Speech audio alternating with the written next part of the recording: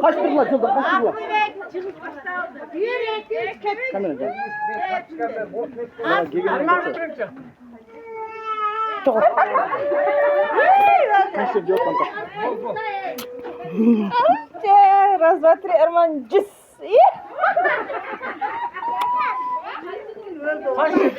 Mang, джис. Ya giyin çağır bana da siz. Cenge oldu kadar sıdır açıp cevap koyun buldu. Aydan. Oldu aydan skor kendin dedi. Cenge. Gelinler tutku şeyleştiren bilbeğine.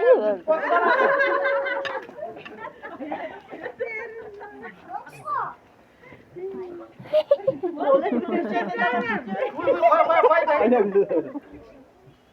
Karşıya bir tanesini sağlık podcastsiz. Cenge. Tutmayın. Niye orası?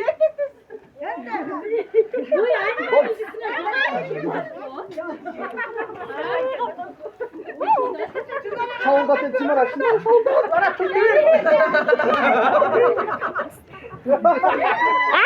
Koy bu. Almana kırmamak gel. Oldu.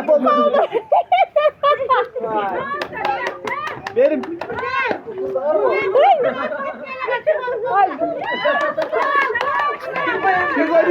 Gel. Şavuldan. Nasıl? Ya üç tanesi ne konuda öyle sen? Ha? Varın cenge.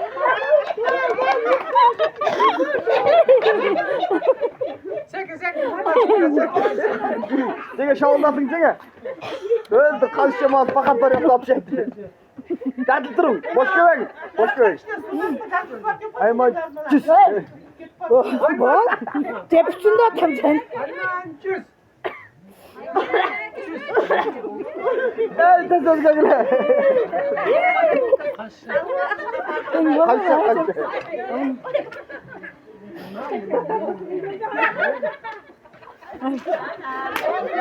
Özümüzde kompas ekşi oldu sen.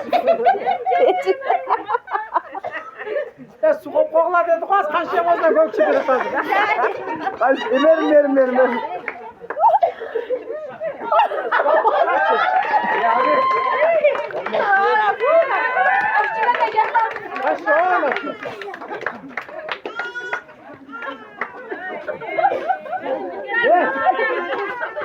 Gelinden o bir çoğu sonra bir de kaç.